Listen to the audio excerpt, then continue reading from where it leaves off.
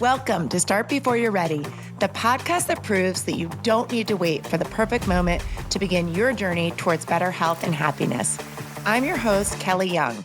Remember, the first step is often the hardest, but it's always worth taking. Hey guys, it's Kelly, and I am here with a very special guest today. She is a new friend of mine, and I am so excited to introduce Janelle Trujillo to you. She is coming to us from Seattle, Washington, and I actually met Janelle through a speaker's course that I signed up for this year. And I know you guys have heard me say this before, but I'm going to say it again. If there's something that you really want to do, if there's something that's important to you that you have it on your heart to become better at, then you need to hire an external source, something to help you, because we all have so much going on, and it's really helpful to have this course where we dedicate time each week. So a few weeks ago, actually, I guess now it's a couple months ago, I was on a call, and I actually didn't know Janelle, and we're on a Zoom call with the grid, and I just kind of looked up and I saw her up in the corner, and I thought,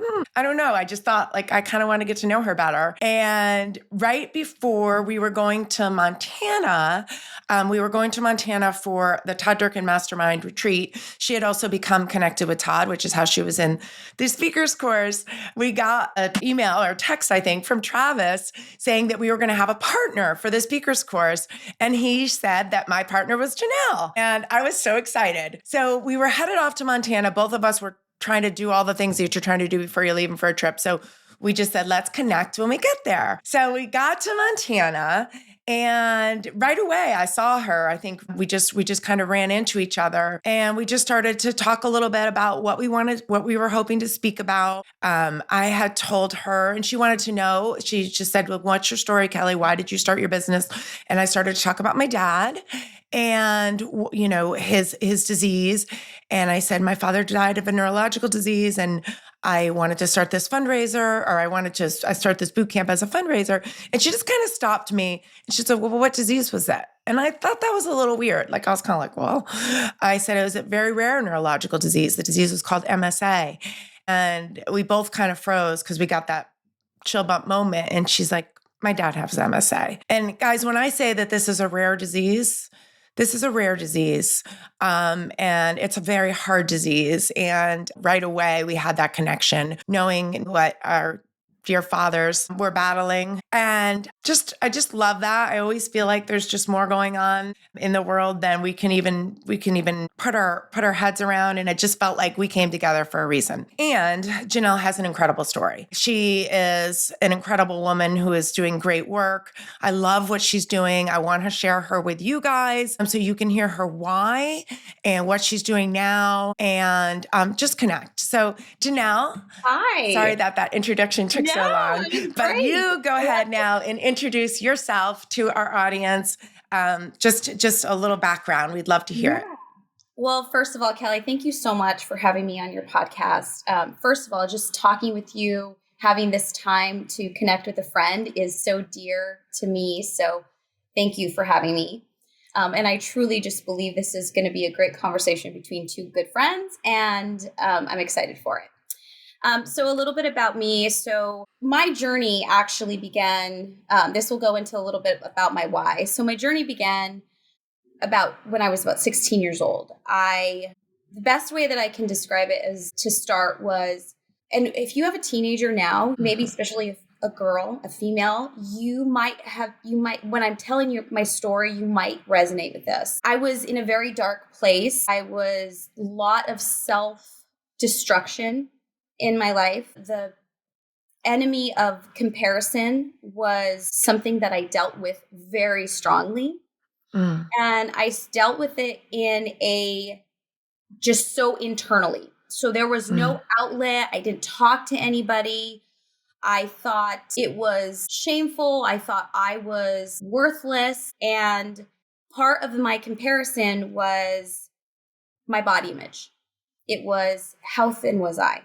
The thinner I was, the more worthy I was. And the interesting thing about that is I never was taught that. Nobody said to me, you have a weight problem. Mhm. You're fat. I've never really heard those words before. But it was these narratives that I was creating in my mind. And it brings me back to just a couple of examples. Like, I was a soccer player. I was 16. When you're 16, your body starts to develop. You start to get some curves, your muscles start to develop. And I've always had, genetically, I've always had a lot of muscle mass. I thank God for it now, but at 16, Yeah. it was a curse, right? I was like, oh my Yeah. gosh, I want to be stick thin. I don't want any curves, any size. And a comment that was made to me from it was a boy from the boy soccer team said, "Oh my gosh, Janelle, your quads are bigger than mine." Now Mm. I look at that now and I'm like, Mm. awesome, right? Like, raise the roof. I'm strong. I feel powerful. That's not what I thought when I was 16. All I heard was big. That word stuck with me, and now I'm huge. My narrative, my thought pattern created just chaos. Mm. And what I know now, and my story, I see happening in our society tenfold because of social media. And it's something that I feel like I went through that for a reason, just to tell my story and to let people know that this is your thoughts and Mm. the narratives that you tell yourself do matter. They can move you toward growth and empowerment and success, or they can literally take your life. And it almost took my life.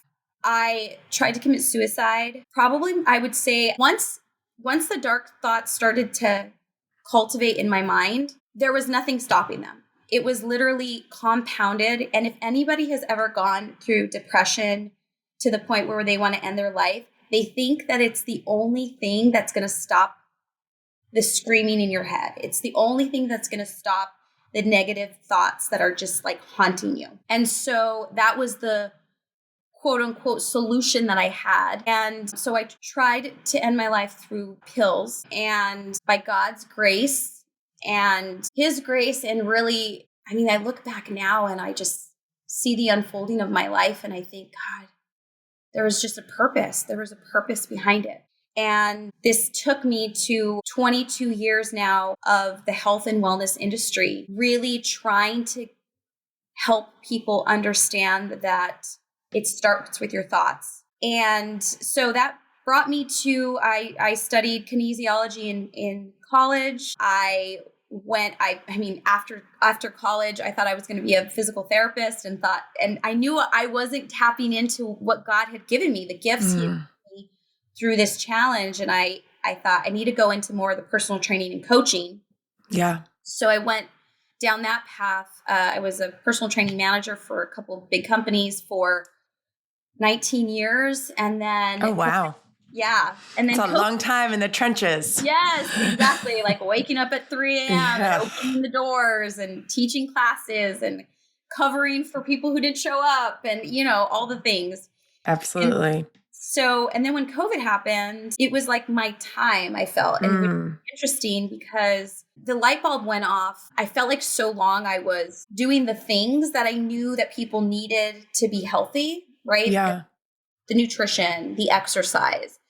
Of course, I would have such meaningful and deep conversations with my clients. If you're a trainer, you know this, like you Yeah. start becoming a little bit of a counselor to them. And when COVID happened, I realized that, okay, there's something that we're missing in the health and wellness fitness industry that is so crucial that we start putting it at the front, Mm. back, but the front of what we talk about when it comes to our health. And crazy enough, COVID created so many mental health issues, right? It like Mhm. heightened everybody's stress levels. One thing that I realized and noticed was that nobody was using that extra time to get healthier. And I don't want to say nobody. The Mhm. people who already had super healthy habits Mhm. in line, I mean, you saw people like flourish, right? They were like, people came out of COVID who already had healthy habits, and they were chiseled, and had more because they had more time to work out. And they were like, oh, I'm cooking at home more because restaurants aren't really open. But then there was the flip side. People who did not have healthy habits, Mm. They were ordering Uber Eats. They were sitting on their couch watching Netflix hours and hours a day. They were drinking more. And it was because it was a coping mechanism. Yeah. What do you do to reduce stress as quickly as possible? You go toward the habits that you've already established, That's right? good. Yeah. Yeah. So when people, if you already know, if part of your stress reduction is, I'm going to meditate, I'm going to pray, I'm going to journal, I'm going to exercise, you're going to have a different outcome than if your habits are, I'm going to drink, I'm going to eat, I'm going to binge watch TV, right? Yeah, for sure. So during that COVID time, those 2 years, I just studied the psychology of habits. How do you change a habit? How do you help somebody look at what they do on a daily basis and not just look, but be so hyper aware and ask yourself the question, is this serving me in a positive or a negative way? Yeah. That transformed my business from the training and nutrition, which I still do, still part of my coaching, but putting in the habit forming and habit reshaping as the cornerstone of the results that people get. Yeah.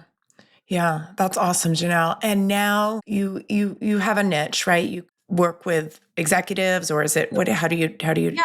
define your audience?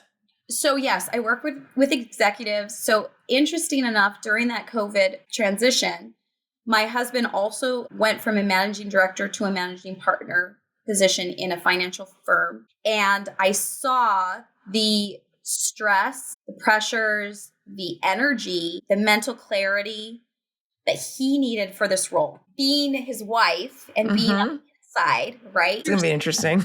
Understanding understanding the habits that keep you thriving. I thought to myself, oh my gosh, like he needs this. He needs not just because I know for a fact, if you are a CEO or a business owner or a managing partner, you are a go-getter. You are not somebody who's going to just like sit around twiddling your thumbs. You are a growth-minded individual. You're probably reading 22 books a year. You are on the path to growth. But on that path to growth, there's also lots of socials and whining and dining and late nights. It's part of the role. So how can you ask yourself the question, is what I'm doing serving me in a positive or negative way? So, you might, this is just because I know, because I'm in it, but it's part of the job. I need to wine and dine. I need to network. I need to create community and connection. Of course. But do you need to do it with alcohol? Do you need to do it with a 5-course meal?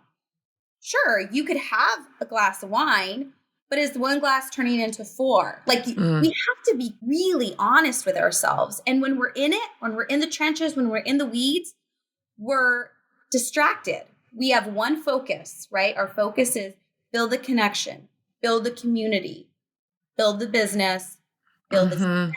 So as a coach, I come in and I say, here are the blind spots. Here's what you're not seeing. So focused on the outcome of this, that you're distracted by the destruction of this. Yeah. So that's who I serve right now. I also have a passion for helping women with really body dysmorphia.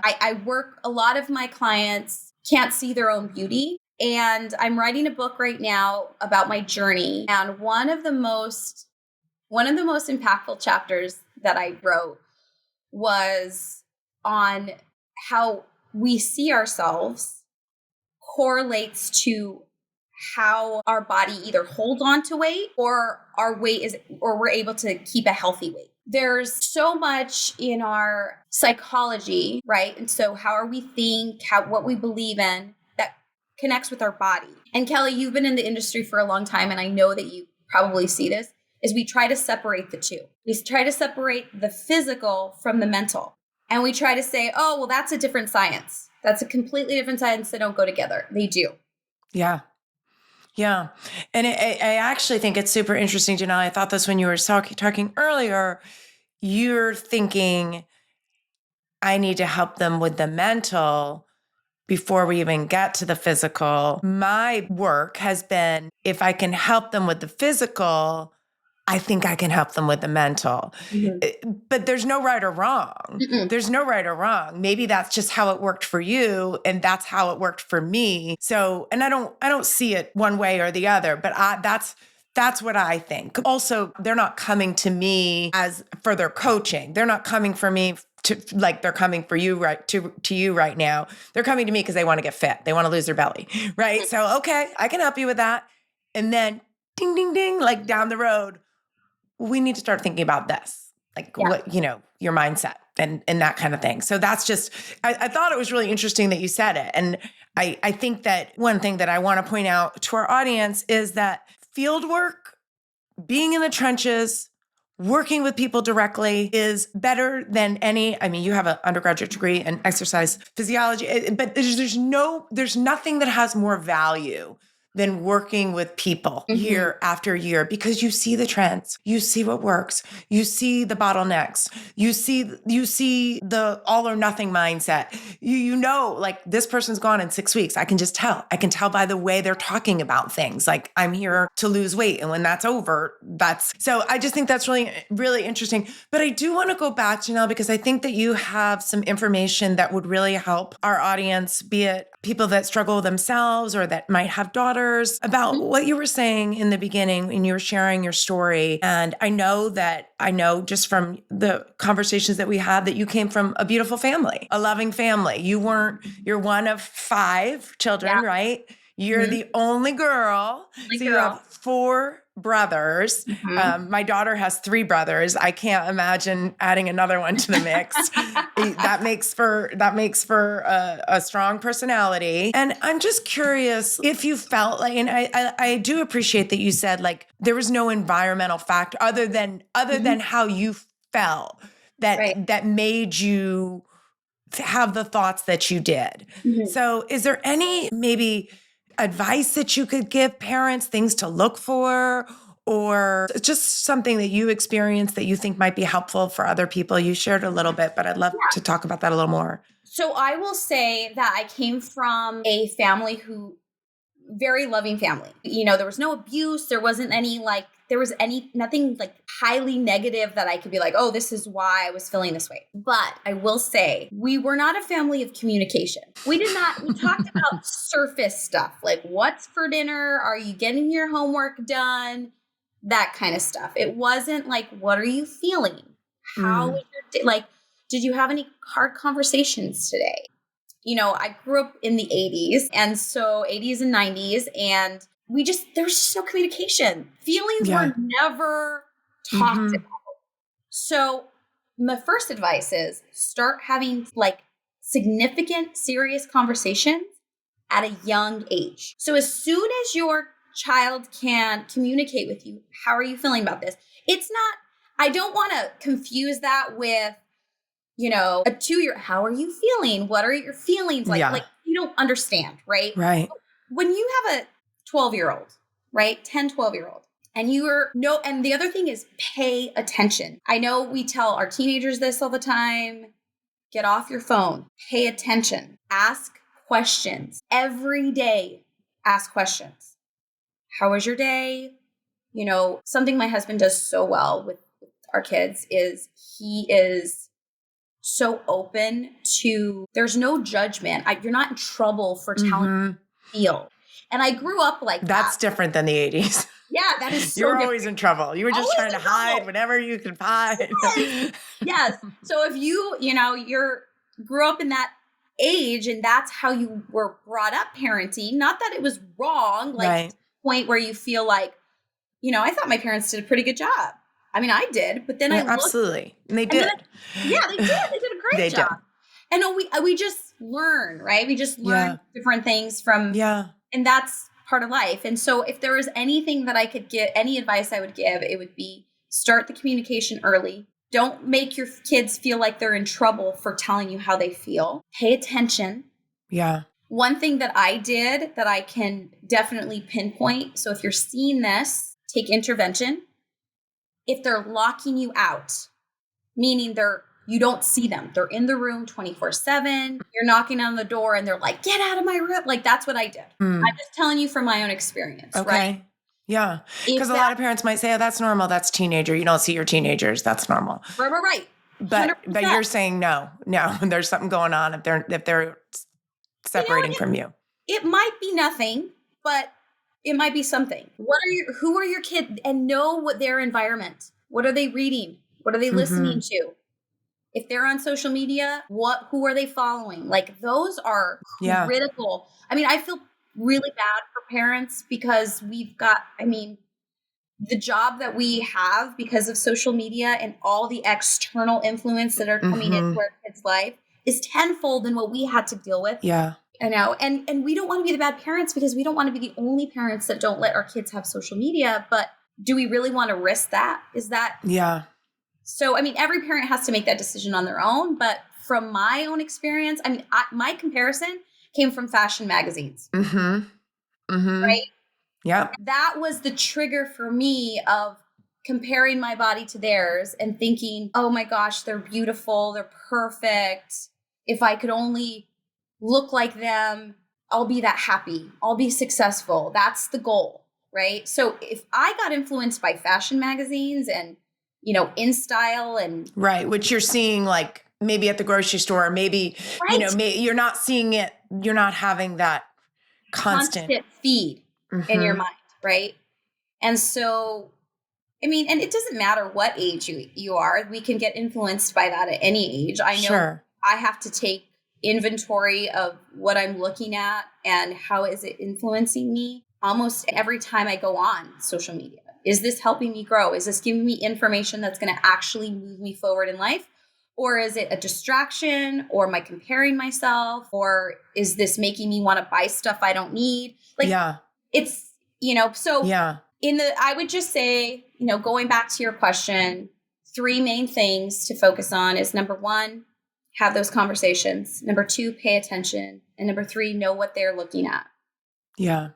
Yeah. I think that's really good. And now, kind of fast forwarding, as you're coaching your clients, what do you feel like people struggle the most with? I think it's honest reflection. And they're hiring a coach. So that's somebody that you think is if you're at the level where you're hiring a coach, I would think that would be less of an issue. Like, they're not in as much denial, but. Well, and I think one of the reasons that you hire a coach is because you can't see what you can't see, right? I also think, and I don't know if you have ever experienced this, but I feel like sometimes you hire a coach to check the box, to say, oh, I have a coach for this, so I must be on the right track, right? Or that's interesting, right? We don't do as much personal coaching, but we do programs where we're like group programs, and I make that statement. Well, I've heard my nutrition coaches make that statement of like, signing up for a program doesn't get you the results that you want. That's not the answer. Right. You have to actually do it. You have to work yes, I can see that. I can see that, especially, I can see that. But that's, they're making that investment. It's hard to think that they wouldn't try to get as much as they can out of it. But you also so it also depends on, so when you're working with executives, right? They usually have a team of people they need it. They need a team. Yeah. The level of things, like, best way I can describe it is balls in the air, right? Yeah. How many balls can they keep in the air and keep them up before one falls? So you have a team to help you keep the balls in the air and keep things running smoothly. Yeah. But the thing about habits is different, right? So we talk about a lot of times in business, you have structures and systems that help keep running your business so that you can survive, right? Yeah. We have to look at our habits the same way. How are you creating systems in your life to help reduce the stress, increase your mental clarity and capacity, and allow you to live the life that you enjoy? Right? Yeah. We talk about burnout a lot in our industry, right? So that's one of the things that, any executive coach will tell you is you need to be able to create some balance within your life.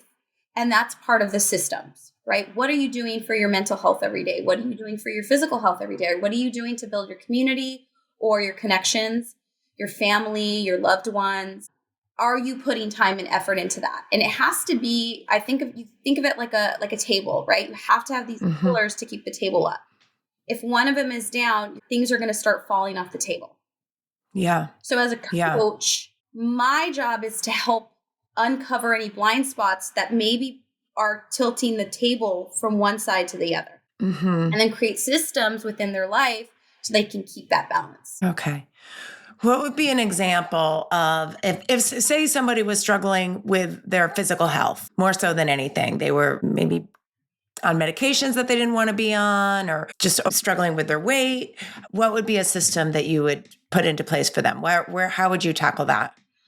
So the first thing that I would do with them is get a clear idea of what their day-to-day looks like. The two parts of the day that I focus on the most are your bookends, your morning and evening routine. Yeah. Right? Most of the time, our middle of our day is already structured. Yeah. So we have these two bookends that are so important. So that's what we look at. What are you doing the first hour to 2 hours in the morning? What are you doing at the end of your day? Okay. I love that. We also look at weekends. So your weekends always look different than your weekdays. And I know you've heard this. I did great all week. And then the weekend came, right? So yeah. The structure might be a little bit different. It still needs to be structured. The system still needs to run. The system just might look a little bit different. Yeah. Right. It's all about being intentional. So first thing is awareness. I give a lot. So the practice that I give is basically an awareness journal. What are you doing the first part of the day? The last part of the day? What do you need more of? What's the things that you value most? So one thing that I started doing this last year that is so impactful is creating a credo. So there's a great book called Learned Excellence. If you create a credo, he talks about, I have to get the author for you, but if you looked up Learned Excellence, you'll find it. He talks about creating a credo. It's basically your credo is your value statement, the things you value most. Yeah. And when you do reflection, I talked about doing that honest reflection. A lot of people don't know to reflect on. They're like, I guess I did good. I went to work every day and I did this and I did that. But if you can reflect on, if you look at your values and you say, these are the things I value the most. Did you do something that week that supported your values? Yeah. That's really good. Yeah. And that helps them start to understand, oh, okay, I'm off balance. I did all the work. I got all the work stuff done, but the relationships, I talked to my friend for 5 minutes or my husband for 10 minutes this week because I was so busy at work, or, I didn't have conversations with my kids like I wanted to because I was so busy at work. So the work side's flourishing. Yeah. The family side's not. So how do you balance that out? Oh, I'm going to schedule time in, right? I'm going to be intentional with my time. And interesting enough, going back to phones and social media, majority of the time that it's being wasted is on electronics, right? Yeah. We get on our phone to send an email, and then before we know it, we're scrolling. I do it. I hear it all the time with my clients. So, it's finding the time. It's figuring out what am I doing with my time? Am I spending my time correlating to the things I value the most? If I'm not, how do I have to make the shift? So, it doesn't, and the reason I say that, even with somebody in the scenario that you gave me with health issues, if you're starting your day off with waking up 15 minutes before you have to step out the door, your cortisol levels are already high, right? You've hit snooze 6 times. You jump in the shower, you get to work, you haven't eaten breakfast, so you go to Starbucks, you get a venti macchiato, which is about 700 calories and about 62 grams of sugar. You sit at your desk. Like, those are the things that those are the things that you have to start being aware of, right? And once you start uncovering those things, making those shifts might feel difficult, but they make sense. It's change your coffee to, let's start with just hitting snooze 3 times instead of 6. Give yourself a little extra time in the morning. Take 5 deep breaths before you get out of bed so you could have some mental clarity, connect with your mind and your body before you start rushing around. Give yourself a little bit more time in the morning. Change your coffee order, right? Maybe you get a large black coffee with half a pump of sugar-free syrup and some almond milk.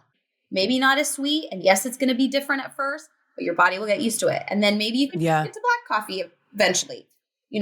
Some people, if your habits are already ingrained, you will either tell yourself, like if you're listening to this right now and you're like, there's no way I could give up my coffee, my venti latte. Like, okay, that's the first place we have to change, is the thought that you can't do it. Right. So that goes back to the physical and mental that we talked about. Like, you might come into your programs with a physical goal of losing 10 pounds or losing your belly. But at the end of the day, it's okay, well, I need to believe that I can make these changes.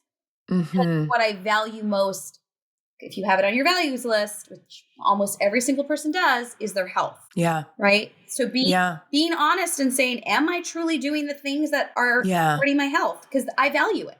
Yeah. I think that's really good. I think that the thing that I've learned over time in working with clients is it's got to mean something to them.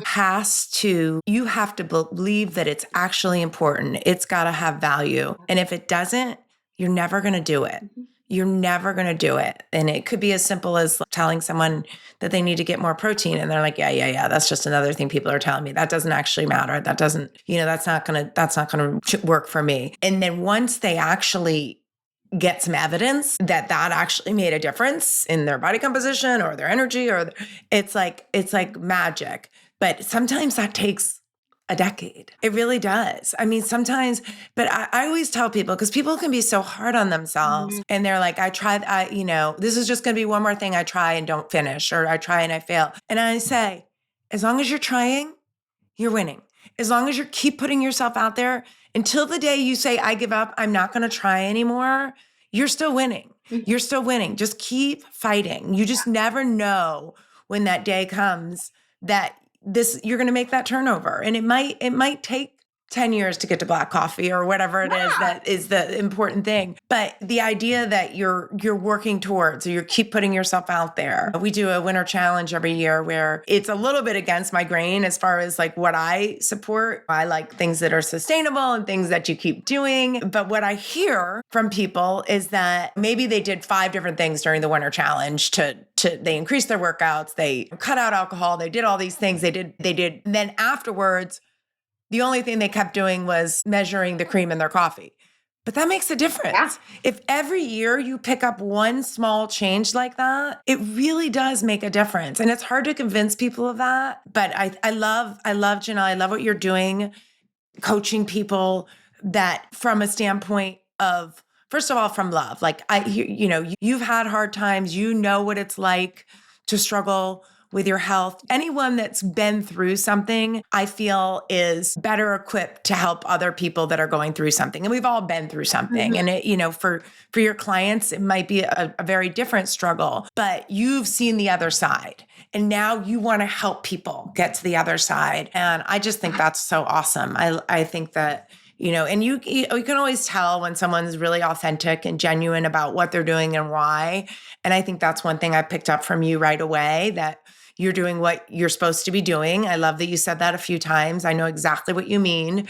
Sometimes you have to look back. Sometimes you're on the path and you're like, am I supposed to be opening up the gym doors at 3 a.m. I know exactly. But then now you're here and you're like, yeah, because now, I've had all those conversations and I know kind of what happens, the inner workings of people, and you've learned so much along the way. And now you can help people in a deeper level. I think that's really great. If you were talking to, let's say, my community, my workout community, and maybe they don't have a coach per se, they don't have a personal coach, but they're trying to make improvements in their health and they're trying to be accountable. What's one thing, and you mentioned, I absolutely love what you mentioned, that those 2 most important days, bookending your day. And I could not agree more. Your morning routine and your evening routine are probably the 2 things you have the most control of. So that's a great place to start. But is there anything else that you could say that, like, hey, I think that this is something that works for most of my clients, or I've seen over time to be a real game changer? Yes. Have weekly reflection and planning time for yourself. This is so good. Really important. So one thing that I send my clients every Saturday, because I want them to read it on Saturday and do it on Sunday. Yes. So I send every Saturday, and it's 3 reflection questions and 3 planning questions. And the reason behind the questions is just so that they can have a template of what is going right. First of all, what are the wins that I have this week? Yeah. Right? What are the opportunities for growth? And I always start with what is the controllables, right? So many times we focus on the things that we can't control, and that's just purely frustration. You're just going to bring frustration to you, right? Like, well, I could have done this if, my husband didn't wake me up at 2:00 in the morning when he woke up to use the bathroom, and then I didn't get sleep. So now it's right. So we're like, we always have that can easily distract us from what we can do. So a great reflection. So I did not get good sleep this week. Okay. What can you do in the week ahead that will help you improve your sleep? So now we talked about the beginning and the end of your day. Well, I can wake up and go to sleep at the same time. I cannot fall asleep on the couch first, then wake up and then go to bed, right? How many times do we do that? So we are looking at the patterns of just the sleep, because if that's the goal, I want to improve my sleep this week. Now, what actually can you control to improve your sleep? Right? The habits, yeah. Right. So the reflection is so important because we're creatures of habit. We run a system that we do not choose. Yeah. Right. The interesting thing about habits is that they're subconscious decisions that we are not actually making. We develop them over time. Some habits you might have been doing since you were about 6 years old, right? I like to use this example because I think we can relate to it. If we're outside, we're 5 years old, we're outside, we're running around, we fall, we scrape our knee, we run in, we're crying to our mom, and we got a little scrape, and she kisses it, and then she gives us a popsicle. And we're like, oh, we're so happy. So every time we feel pain, we learn that, right? It wasn't from like someone said, eat sugar when you're in pain and you will feel better. No, we just learn it through experiences. But as adults, we have the opportunity to question, is this actually helping me? Or did I develop this habit, right, over time, some kind of scenario or some kind of experience in our life drew us to this habit because it worked in the moment. Yeah. But then our brain remembers it, right? Your brain says, that worked. That chocolate brownie at 8:00 at night worked. Don't you feel so much better? And you're like, yes, I'm going to do it again tomorrow because it made me feel better. But is that supporting what you value most? Yeah. Right? So yeah. the reflection is really important. Make that reflection part of your planning. So ask the questions and then put a plan together to help support the things you value most. Yeah, I think that's really, really great advice. And it's hard. That's journaling is a habit. So I personally admit to the fact that I have to be accountable to things. I left to my own devices, I'm not going to do that journal. I'm not. I would have to say Janelle or someone that I respect would have to say, Kelly, this journal is due on Saturday and I'm going to do it then. And that's a little bit of self-awareness. I wish I could say, oh, I'm just super disciplined. There are some things that I'm incredibly disciplined with. There's zero chance I'm not going to do them, but that wouldn't be one of them. Yeah. But that's something that I value and I see the importance of. So that's an example, a really good example of why you would hire a coach or why you would have that external source. And actually in my last podcast, I talked about that as one of my tips about having an external source. And I always like to be mindful of, not everyone's in a situation where they can hire a coach, a personal trainer, or, I think that that's fair, but there's somebody in your life. There's somebody, a buddy that and I do it in the mastermind. I do it with, things that I want to make sure that I do. Just send them a text message. Hey, on Monday, I'm going to send you my WLAGs, which is your form of your journal, which is wins, losses, aha, goals. Or I say to my team, I'm just going to post this on our group. You don't have to read it. I just, if I do it here, then I'm going to feel more accountable to it. So there's ways that we can build in accountability, even if we don't have a coach. I think that's really important. And it has to be something that you value, right? Like that is truly something that I value, but I don't do it without accountability. And let's kind of circle back to how we started this conversation is Janelle and I met through a speaker's course. And I know for myself, that is something that I feel similar to you, Janelle, and that I have a story and that I have a lot of experience and I really know some things that I think will help other people move their health in the right direction, just the same things that you've been talking about. And I want to be able to share that with the wider audience. And it's never too late. You're younger than me. But for me, I'm like, you know what? If this is something that I really want, I'm going to sign up for a course. And do I have a lot of time to work on my homework every week and watch all the modules and do all the things? Maybe I haven't. I have the time to do it, but do I have to create time? Yes, but it's something that I value. It's something that I find important. So maybe that's the piece of advice that we should leave our audience with, is that if it's something that you really value and that you feel like you have it on your heart to become better at it, get help. Would you agree with that? Oh, 100%. And what we invest in is what we value. And so, yes, I think that's just correlates with that. And if you feel like your health, your wellness, mental health, physical health is important to you, you're going to invest in it. Something too with all parents out there, grandparents, people who are taking care of people, caregivers. I'm taking care of my dad as he struggles with this disease. I know it's so cliche, but it is so important that you are taking care of yourself. Yeah. If you're an executive to a mom, if you're a mom, you're an executive. Okay. I'm just absolutely put that out there. You're running a whole show. So I would say you need to make sure that you're taking care of yourself. Because you can't be good to anybody else. You can't take care of everyone else if the person who is the caregiver is not well. Yeah. That is awesome advice. Janelle, it has been so fun to talk to you. I am so happy that we were able to have this conversation. I'm so happy that I met you in our speakers course this fall. And I know we're going to continue to, of course, our relationship will continue intertwine. Yeah. We're both going to be on a speakers panel, hopefully. Yeah. No, we are.